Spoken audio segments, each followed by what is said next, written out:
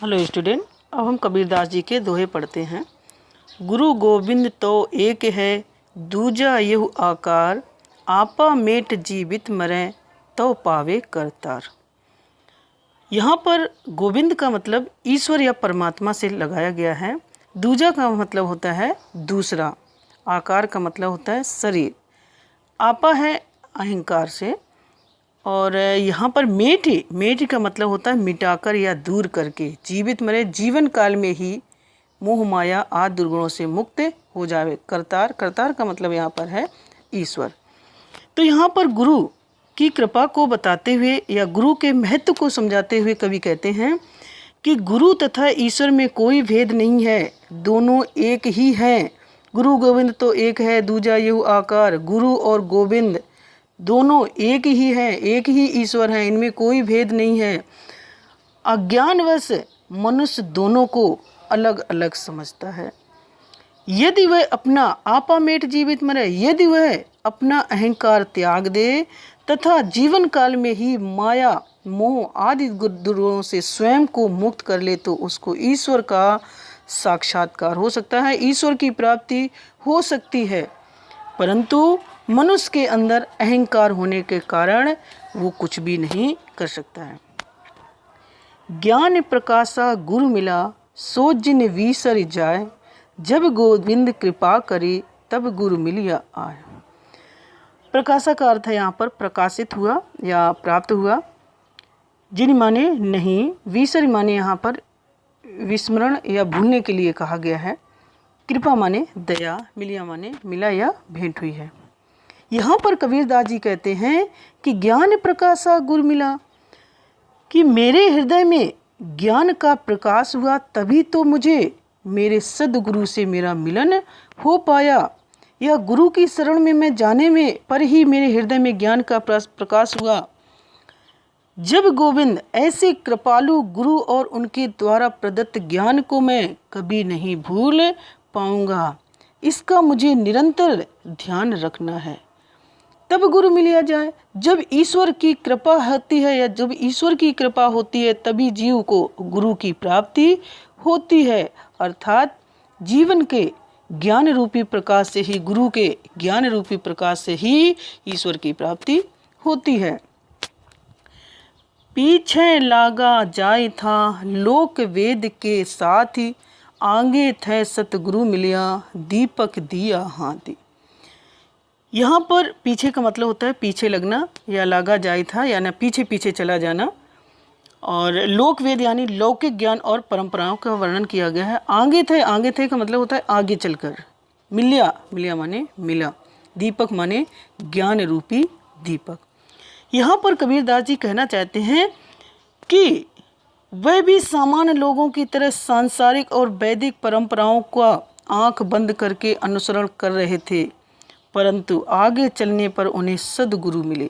पीछे लागा जाए था लोक वेद के साथ ही, यानी कि मैं तो सांसारिक और वैदिक परंपराओं का आंख बंद करके अनुसरण कर रहा था, परंतु जब आगे चल करके मैंने देखा तो मुझे सद्गुरु मिले, श्रेष्ठ गुरु मिले। और श्रेष्ठ गुरु के कारण ही कृपा, उनकी कृपा के साथ ही मुझे या मेरे हाथ में ज्ञान रूपी दीपक पकड़ा दिया। और मुझे एक श्रेष्ठ गुरु ने ज्ञान रूपी दीपक पकड़ा दिया, जिससे ज्ञान के दीप के प्रकाश से ही वह जान पाए कि वह तो अज्ञान के मार्ग पर जा रहे थे।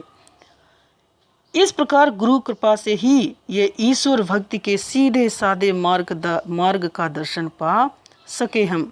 किसके कारण? एक श्रेष्ठ गुरु के कारण, एक श्रेष्ठ गुरु के ज्ञान के कारण मेरा जो अंधकार था वो दूर हो गया।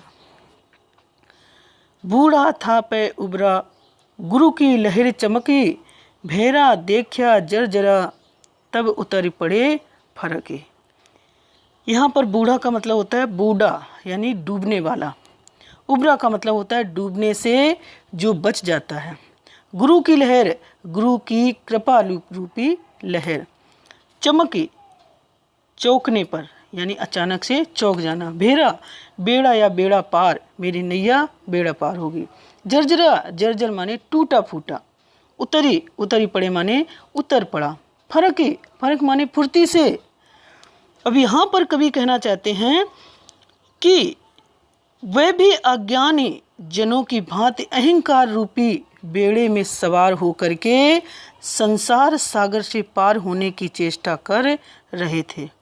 बूढ़ा था पे उबरा, गुरु की लहर चमकी, अहंकार जर्जर बेड़ा उन्हें भव सागर माया मोह आदि में डूबने ही वाला था।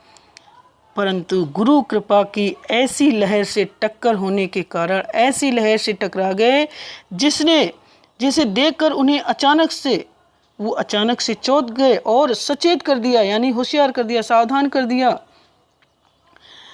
गुरु कृपा के प्रकाश में ही उनको ज्ञात हुआ कि वह अंधकार का बेड़ा तो नितांत जर्जर स्थिति में था और वे डूबने ही वाले थे। अतः वह तुरंत उस पर से उतर पड़े फराकी, तुरंत फुर्ती से उससे जर्जर रूपी नाव से उतर पड़े।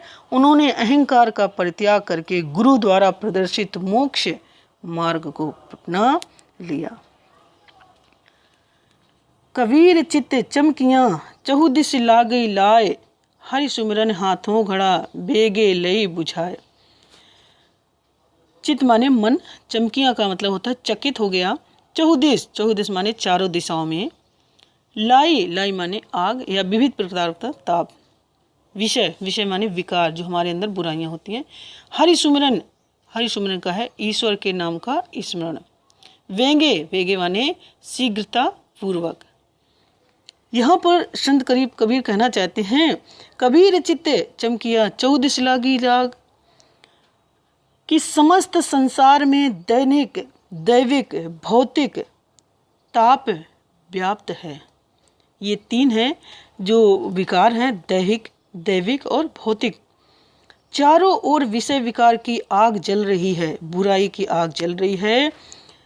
यह देख मनुष्य का मन चकित हो उठता है। वह सोचता है इस भयंकर ताप से कैसे बचें। तो कबीर उपदेश देते हुए कहते हैं कि मनुष्य, तेरे हाथों में ईश्वर के नाम का स्मरण करने के रूप में जो जल से भरा घड़ा है, उससे यह अग्नि तो तू शीघ्र ही बुझा सकता है।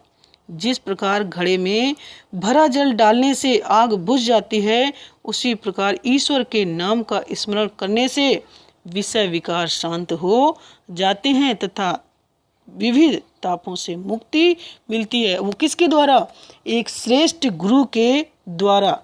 जो भी ये तपिश होती है, जो भी ये भौतिक गुण हैं या भौतिक विषय हैं, विकार हैं, वो किसके द्वारा नष्ट हो जाते हैं? एक श्रेष्ठ गुरु के द्वारा। धन्यवाद।